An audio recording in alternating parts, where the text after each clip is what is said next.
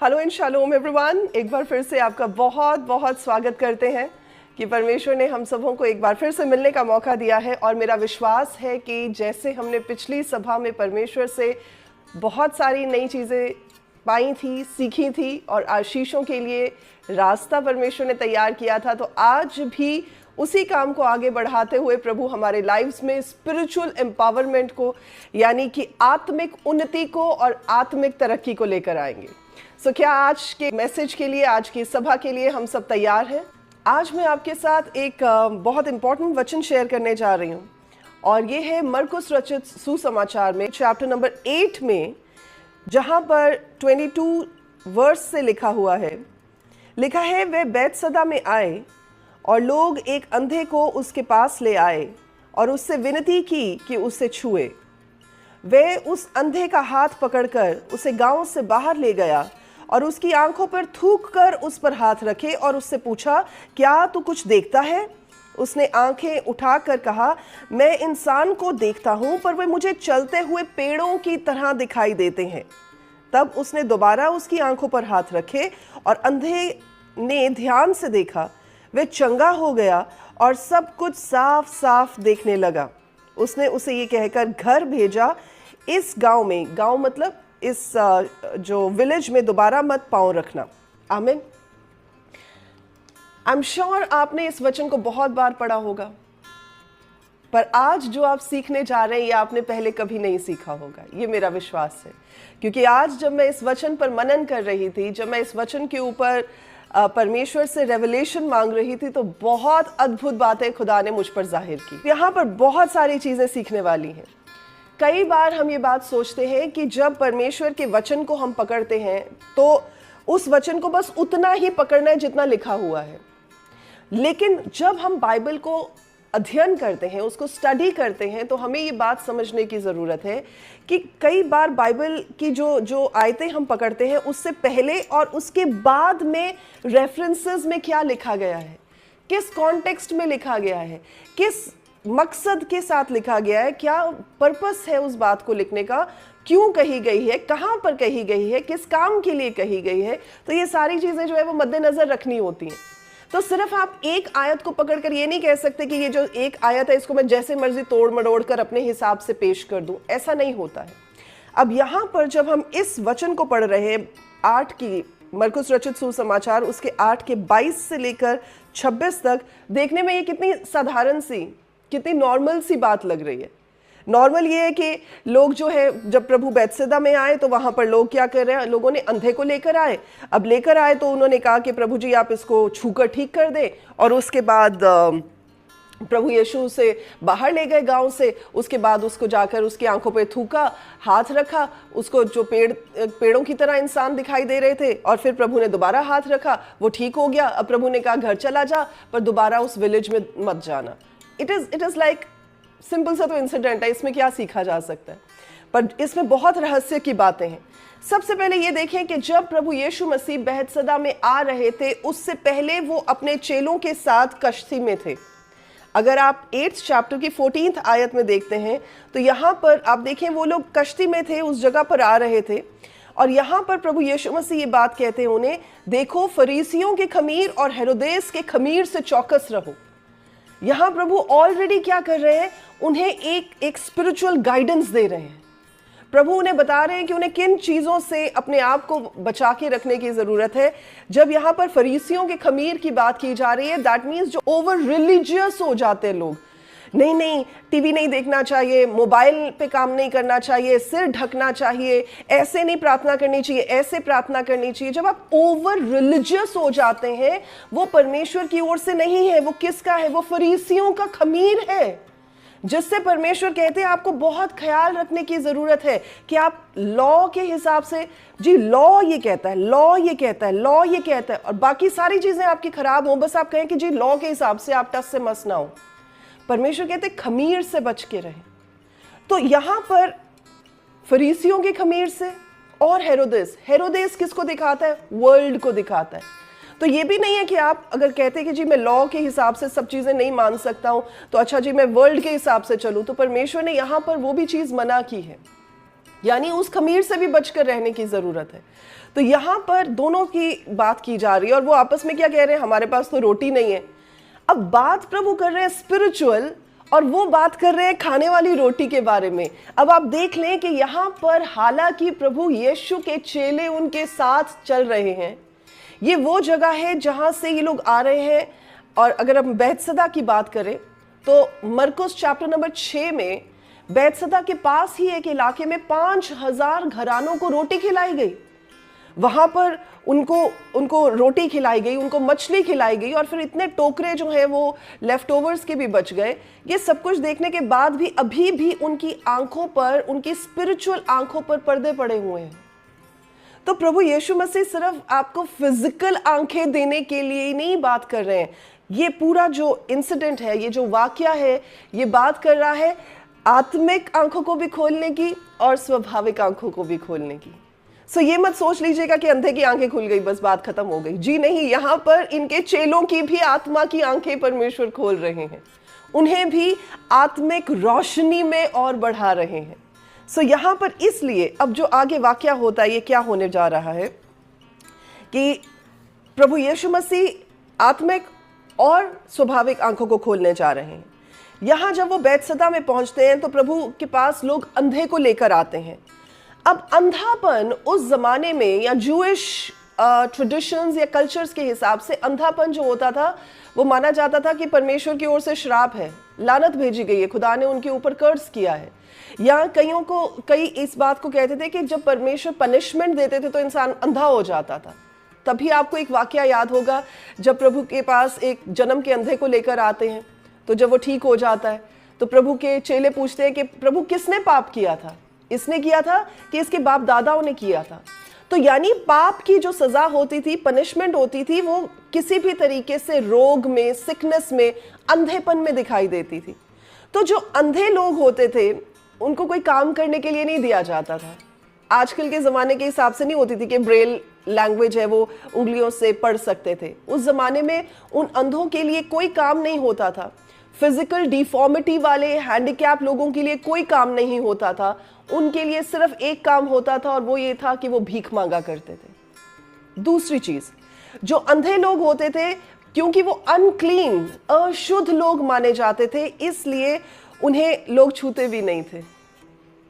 सो अब आप समझ सकते हैं कि ये जो अंधा इंसान था, सिर्फ ये अंधा ही नहीं था, इसकी जिंदगी में कितना टूटापन होगा कि लोग इसे पसंद नहीं करते होंगे, ये भीख मांगता होगा, कोई इसे छूता नहीं होगा, कोई इसके साथ समय नहीं बिताता होगा, ये कितना रिजेक्टेड और डिजेक्टेड इंसान होगा। पर यहां पर एक चीज देखने वाली है, कुछ लोग उसे लेकर आए। दैट मीन्स उसके अंधेपन में भी कुछ लोग ऐसे थे जो उसकी परवाह कर रहे थे, जो उसकी चिंता कर रहे थे, जो चाहते थे कि प्रभु यीशु मसीह उसे छुए और वो ठीक हो जाए। अब ये कौन से लोग हैं? अब जैसे हम पहले बात कर रहे थे कि जब प्रभु यीशु मसीह ने उन 5000 घरानों को खाना खिलाया तो ये बैतसदा के पास के इलाके की बात थी। तो इसका मतलब लोकल लोग थे वहां पर, मोस्ट ऑफ द लोकलाइट्स, उनको पता था कि प्रभु यीशु मसीह क्या कर सकते हैं। तो उन्होंने क्या किया, अपने विश्वास के साथ प्रभु यीशु मसीह के पास उस अंधे को लेकर आए। यहां से एक चीज और सीखने को मिलती है। कई बार आप दुनिया में देखेंगे कि बहुत सारे लोग हैं जो स्पिरिचुअल ब्लाइंडनेस में जी रहे हैं, अंधेरे में, अंधकार में जी रहे हैं। अब आपका क्या काम है? आपका काम है उन्हें परमेश्वर की रोशनी में लाना। आपका काम है कि आप उन्हें उस जगह पर लेकर आए, उस परमेश्वर से मिलने का मौका दें जिससे मिलकर उनका अंधेरा दूर हो सकता है। अब हो सकता है कि इस बंदे में इतना विश्वास नहीं था, क्योंकि लिखा है कि उसको लेकर आए, उसके लिए वो फरियाद कर रहे हैं कि आप ठीक कर दो, बेग कर रहे हैं, पर वो खुद तो कुछ भी नहीं बोल रहा।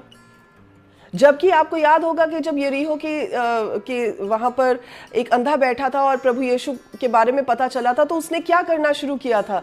उसने चिल्लाना शुरू किया, हे दाऊद की संतान मुझ पर दया करें, हे दाऊद की संतान मुझ पर दया करें, क्योंकि वो खुद डेस्परेट था कि प्रभु यीशु उसको ठीक करे। अब यहां पर इस वाक्य में ये बंदा खुद डेस्परेट नहीं है, पर वो सिर्फ जो उसके साथ हो रहा है कि चलो आपको ले चलते, वो भी चल पड़ा। अब यहां पर किसका विश्वास काम कर रहा है? यहां पर उन लोगों का विश्वास काम कर रहा है जो उसको उस जगह पर लेकर आए। कई बार जिनके लिए आप प्रार्थना करेंगे उनको विश्वास नहीं हो सकता। कई बार जिनके साथ आप परमेश्वर का वचन शेयर करेंगे उन्हें विश्वास नहीं हो सकता।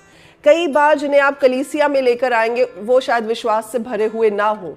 पर आपको याद है कि जब प्रभु यीशु मसीह एक घर में प्रचार कर रहे थे और वहां पर एक रोगी को लेकर आए, लकवे के मरीज को लेकर आए, जगह नहीं थी, पूरा घर भरा हुआ था, तो उन्होंने छत को जो था वो खोल दिया और वहां से उसकी जो बेड को नीचे भेज दिया। और प्रभु यीशु मसीह ने तो क्या कहा कि तेरे पाप क्षमा हुए। अब प्रभु यीशु मसीह एस्टॉनिश थे उनके विश्वास पे, जो लोग उसको लेकर आए। बेचारा जो लकवे का मरीज था, जो बीमारी के बिस्तर पर पड़ा था, उसने क्या विश्वास करना था? विश्वास था उसके साथ उसको लाने वाले लोगों का। सो कई बार आपके विश्वास की वजह से, कई बार आपकी परमेश्वर के ऊपर पूरी तरह से तवक्कुल रखने की वजह से आप किसी और के लिए बरकत का कारण बन सकते हैं। सो हमेशा मत सोचे कि दूसरा बंदा विश्वास करेगा तो काम होगा। कई बार आप उसके बिहाफ पर विश्वास करेंगे, आप उसके बिहाफ पर इंटरसीड करेंगे, आप उसके बिहाफ पर मध्यस्थता करेंगे, तब भी परमेश्वर काम करेंगे। सो आज आपके इर्द गिर्द बहुत सारे लोग हो सकते हैं, आज आपके इर्द गिर्द बहुत सारे ऐसे लोग हो सकते हैं जिन्हें परमेश्वर की जरूरत है। आप उनके लिए प्रार्थना कर सकते हैं, आप उनके लिए इंटरसेशन कर सकते हैं। सो ये चीज आप ध्यान रखें। और अगर आप यहां पर पढ़ते हैं दूसरा कुरिन्थियों उसका 4:5, सो बेसिकली संत पौलुस क्या कह रहा है? वो यही बात कह रहा है कि प्रभु ही है जो अंधेरे से रोशनी में ला सकते। सो कोई इंसान नहीं ला सकता किसी इंसान को रोशनी में, प्रभु का ही काम है। आपके विश्वास के द्वारा कोई और भी उद्धार पा सकता है, आपके विश्वास के द्वारा किसी और के जीवन में भी काम हो सकता है। पहली चीज। दूसरी चीज यहां पर लिखा है कि उसके पास ले आए और उससे विनती की कि उसे छुए। अब दो चीजें हैं यहां पर इसी एक लाइन में, उससे विनती की। यहां पर विनती बहुत ही लाइट शब्द है। ये ट्रांसलेशन में आते आते ना बहुत सारे शब्द जो हैं वो बहुत, उनका मीनिंग जो है वो हल्का हो जाता है।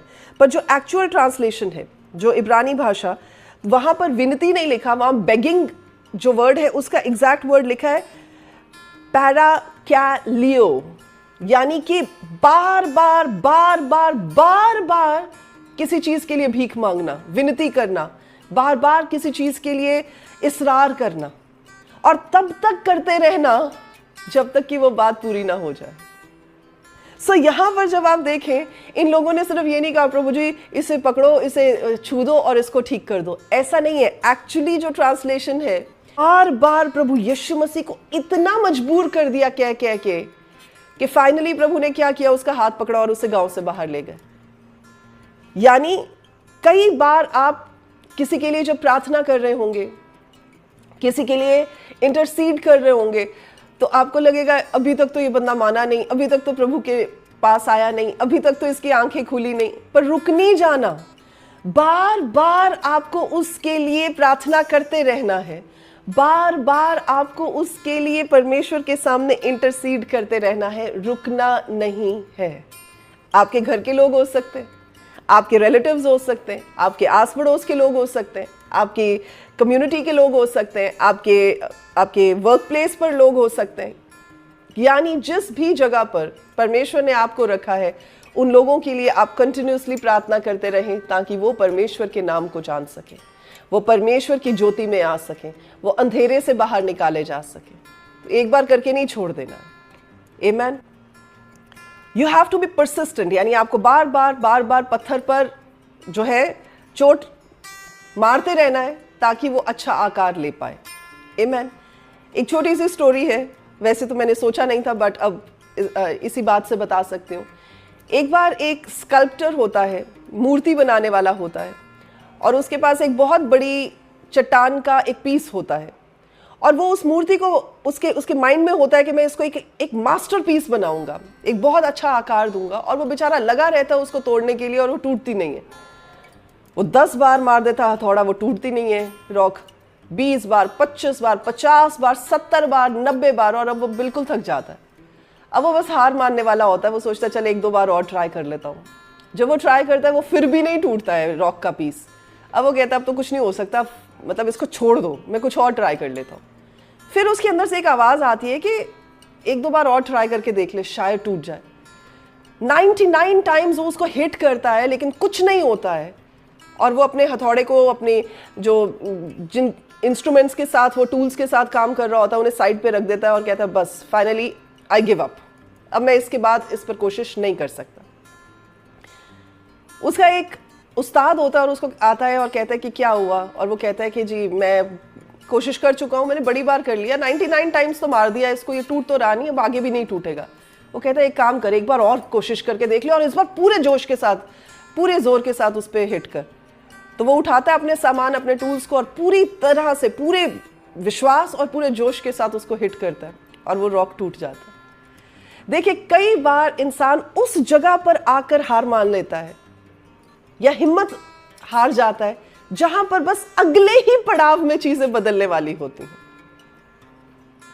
कई बार हमें समझ में नहीं आता, हमें लगता है कि नहीं हुआ तो कभी नहीं होगा। आपको नहीं पता होता, क्या पता आप सिर्फ एक ही स्टेप दूर हैं अपने ब्रेक थ्रू से। कई बार इतनी प्रार्थनाएं कर चुके होते, जवाब नहीं आया होता, छोड़ देते, पर आपको नहीं पता बस एक ही प्रार्थना की और जरूरत थी और चीजें बदल जाती। इसलिए हार मत माने, परमेश्वर के राज्य में हार मत माने। Don't give up, don't give in. और जो काम परमेश्वर ने आपको दिखाया है, जो काम परमेश्वर ने आपको सौंपा है, जिस काम के लिए परमेश्वर ने आपको खड़ा किया, बस उसे करते जाएं। ये मत सोचें कि जी असर दिखाई दे रहा है कि नहीं दे रहा। असर, प्रमोशन, सक्सेस, रिजल्ट, ये सब परमेश्वर की ओर से आता है। इसकी चिंता आप ना करें, आप सिर्फ अपना काम करें। आमीन। Be continuous, be persistent. अगली चीज, हालांकि उनकी इंटेंशन तो अच्छी थी कि वो प्रभु यीशु मसीह के पास अपने दोस्त को लेकर आए कि इसको ठीक कर दे, पर उनका तरीका गलत था। वो प्रभु यीशु मसीह को कह रहे हैं आप इसे छूकर ठीक कर दें। अब क्यों कह रहे हैं उसको छूकर ठीक कर दें? वो इसलिए क्योंकि जब आप पहले देखते हैं अलग अलग गॉस्पेल में ये बात कही गई है कि जब प्रभु यीशु मसीह किसी जगह पर जाते थे तो बहुत सारे बीमार उस जगह पर आते थे, और लिखा है प्रभु यीशु मसीह उन्हें छू छू कर चंगा कर देते थे। कई लोग ऐसे थे जो खुद ही उन्हें छू देते थे और ठीक हो जाते थे। तो इसलिए यहां पर भी इन लोगों को लगा कि जो हमने देखा हुआ है, जिसे हम जानते हैं, जो हमारे माइंड में फीड है कि प्रभु यीशु छूकर ठीक करते हैं, तो इसका मतलब इसको भी छूकर ही ठीक कर सकते हैं। अब ध्यान दीजिएगा इस बात पर। कई बार परमेश्वर को प्रोटोटाइप्स को तोड़ने की जरूरत होती है कि प्रभु यीशु मसीह ट्रेडिशंस को तोड़ते हैं, वो नॉर्म्स को तोड़ते हैं जिस पे संसार विश्वास करता है। तो यहां पर भी प्रभु यीशु मसीह का अपना तरीका है, ही इज गॉड। और कई बार हम भी जब प्रार्थनाएं करते हैं ना, इंसान होने के नाते हम परमेश्वर को सजेस्ट करने लग जाते हैं, प्रभु आप ना मेरे पड़ोसी के मन को बदल देना, अब ना वो मेरे साथ ऐसा व्यवहार करे, आप मेरे बॉस के मन को ऐसा कर देना, अब मेरा बॉस मुझे प्रमोशन दे दे। तो हम कई बार प्रभु को सजेशंस देनी शुरू हो जाते हैं, बट याद रखें परमेश्वर को आपकी और मेरी सजेशन की जरूरत नहीं है। परमेश्वर को हमारी एडवाइस की जरूरत नहीं है। प्रभु अपने तरीके से, अपने हिसाब से, अपने पर्पस के अकॉर्डिंगली काम करने वाले परमेश्वर है। यहां पर लोग लेकर आए और उन्हें विनती कर रहे हैं कि ठीक कर दे। अब ठीक करना प्रभु यीशु का काम है। अब कैसे ठीक करते हैं?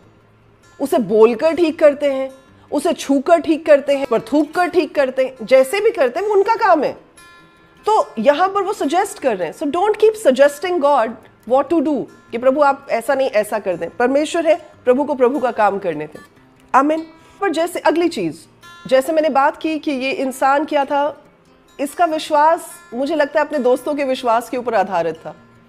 इसका एग्रेसिव फेथ नहीं था कि हाँ मैं जाऊंगा, मैं ठीक हो जाऊंगा, जैसे काफी और लोगों का था। उस औरत का था जो 12 साल से रोगी थी, उसका विश्वास था प्रभु यीशु के पल्ले को ही छू लूंगी मैं ठीक हो जाऊंगी, उसका विश्वास था। She had aggressive faith.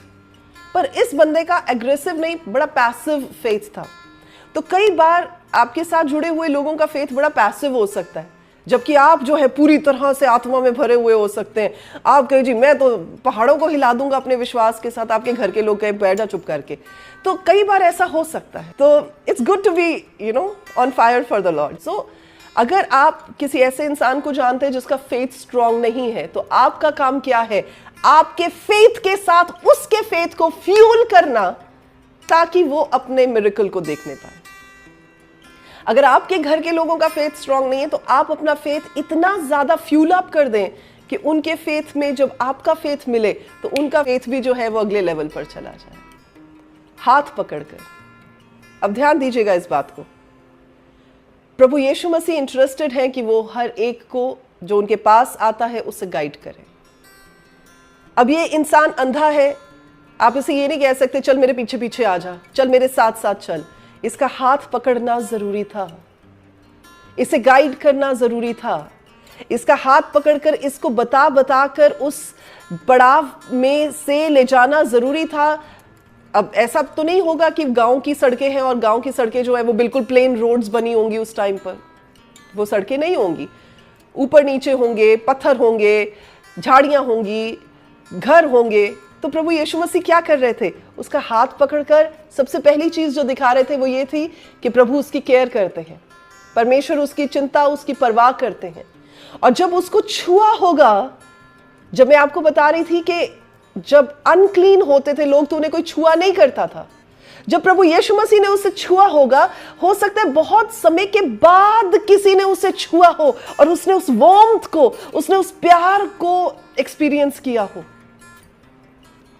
सो कई बार आप दूसरों को अपनी प्रार्थनाओं के साथ, अपने उस प्यार के साथ छूते हैं, उन टूटे हुए लोगों को जिन्हें किसी ने प्यार से बात नहीं की होगी। जब आप प्यार से बात करते हैं, आप स्माइल के साथ बात करते हैं, आप उन्हें कुछ देते हैं। शायद किसी ने कभी उन्हें कुछ ऑफर ना किया हो, पर जब आप ऑफर करते हैं तो उन्हें आपके जीवन में परमेश्वर का प्यार नजर आता है। सो यहाँ पर परमेश्वर ये चीज को दर्शा रहे हैं कि जब आप किसी को छूते हैं तो आप उसे दिखाते हैं कि आप उसकी परवाह करते हैं। सो यहाँ पर प्रभु यीशु मसीह ने उसके हाथ को पकड़ा और उसे, मुझे लगता है कि गाइड करते करते ले जा रहे होंगे, उसे कह रहे होंगे आगे ध्यान से, अब पत्थर है, ध्यान से, झाड़ियां, इस तरफ आ जा। तो वो उस इंस्ट्रक्शन को भी फॉलो कर रहा होगा जो प्रभु यीशु मसीह उससे कह रहे होंगे। तो पकड़ा भी हुआ है और गाइड भी कर रहे हैं। तो कई बार परमेश्वर हमें भी हमारी स्पिरिचुअल अंधकार में से बाहर लाने के लिए हमें गाइड करते हैं, हमारा हाथ पकड़ते हैं, हमें समझाते हैं। प्रभु कहते हैं ना कि इस रास्ते पे तुझे चलना है, मैं उस पर तेरी अगुवाई करूंगा। तो परमेश्वर अगुवाई कैसे करते हैं? बोल बोल कर अगुवाई करते हैं, बता बता कर अगुवाई करते हैं। तो हम क्या करते हैं? हम आवाज को सुनते रहते हैं। What do we do? We hear the voice of God. हम परमेश्वर की आवाज को सुनते हैं और उसके हिसाब से काम करते हैं। सो यहाँ पर प्रभु ने ये सारी चीजें उसे दिखाई और ये हमें भी सिखाया कि हमें दूसरों को मिनिस्टर करते समय इस बात का ख्याल रखना है कि हमने जो परमेश्वर से ज्योति पाई है, हमने जो गाइडेंस पाई है, हमने जो इंस्ट्रक्शंस पाई हैं, हमने जो अंधेरे में से बाहर आने के लिए प्रभु से निर्देश पाए हैं, हम दूसरों की भी मदद ऐसे ही प्यार और टेंडरनेस के साथ करें। अब एक और बड़ी इंपॉर्टेंट बात, प्रभु यीशु मसीह उसे गांव से बाहर क्यों ले गए? गांव में रहकर भी तो काम हो सकता था ना, गांव से बाहर जाकर क्या खास काम करना था? वो इसलिए, इसकी रेफरेंस आप मत्ती रचित सुसमाचार उसके 11th चैप्टर की 20th आयत में देख सकते हैं। यहां पर लिखा है, तब वह उन नगरों को उल्हाना देने लगा जहां पर बहुत सामर्थ के काम हुए थे, जहां पर बड़े मिरेकल्स हुए थे। प्रभु ने उन्हें उल्हाना देनी शुरू की, उन्हें उभारना शुरू किया कि इतने मिरेकल्स होने के बावजूद भी तुमने अपना मन नहीं फिराया।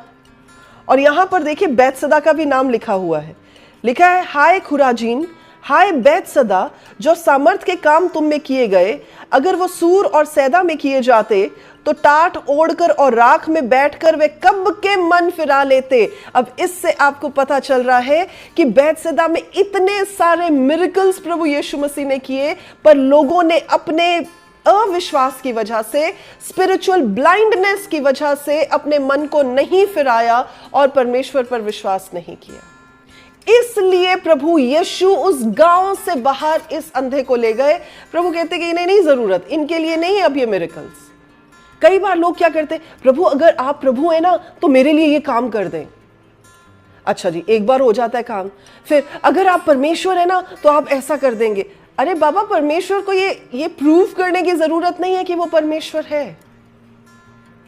We have to come to an understanding, वो परमेश्वर है, ही इज गॉड।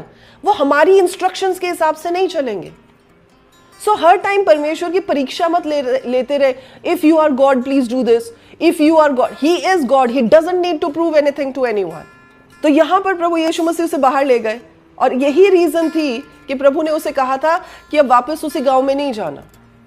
प्रभु ने उसको ये नहीं कहा था कि जाके बतानी नहीं है, टेस्टमनी नहीं देनी, किसी को ये नहीं बताना कि तेरे साथ क्या हुआ, पर प्रभु ने सिर्फ ये कहा कि उस गांव में दोबारा नहीं जाना। क्यों? क्योंकि उनको जितनी अपॉर्चुनिटी मिलनी थी, जितना मौका मिलना था मन फिराव का, वो मिल चुका था। अब क्या था? अब उनके ऊपर न्याय का समय था। इसलिए प्रभु ने कहा, कई बार आप देखेंगे इतनी बार वचन किसी के पास आता है, पर बंदा नहीं पकड़ता है, छोड़ दे। फिर उसके बाद there is a specific time जिसमें आप इंटरसीड कर सकते हैं, जिसमें आप विनतियां कर सकते हैं, जिसमें आप नॉक कर सकते हैं, जिसमें आप बार बार प्रभु के सामने रख सकते हैं। पर जब बंदा इतना कठोर हो जाए और वो कहे नहीं जी, मिरेकल्स देखने के बावजूद भी वो मन ना फिराए, फिर छोड़ दे। इसीलिए प्रभु ने कहा, क्योंकि प्रभु नहीं चाहते थे कि किसी भी तरह की ब्लेसिंग अब बैतसैदा पर आए, क्योंकि उन्होंने सब कुछ देखते हुए भी अपने मन को कठोर कर रखा था और परमेश्वर की आवाज को नजरअंदाज किया था। सो इसलिए प्रभु ने कहा था, don't go to that village again. एक चीज और, अब आपको यह भी लग रहा होगा कि प्रभु उसे वैसे भी तो ठीक कर सकते थे ना, उस पर थूकने की क्या जरूरत थी? देखिए, अदरवाइज ऑल्सो अगर हम किसी के ऊपर थूकने की बात करें तो इट इज वेरी डिसरिस्पेक्टफुल। मतलब ये अनादर की बात समझी जाती है कि किसी के ऊपर थूका किसी ने, कितनी बेइज्जती की बात समझी जाती है। तो प्रभु यीशु मसीह भी तो जानते थे ना कि जो बंदा ऑलरेडी इतना रिजेक्टेड था, टूटा हुआ होगा, अनक्लीन होगा, जिसको लोगों ने त्याग दिया था, जो बेचारा भीख मांगता था, अब प्रभु यीशु मसीह उस पर थूक भी रहे हैं, तो उसके लिए कितनी मतलब शेम की बात हो सकती है। पर याद रखें, प्रभु कोई भी काम रैंडमली नहीं करते। बहुत सारी अलग अलग रीजंस हैं जो अलग अलग स्कॉलर्स जो है वो साइट करते हैं।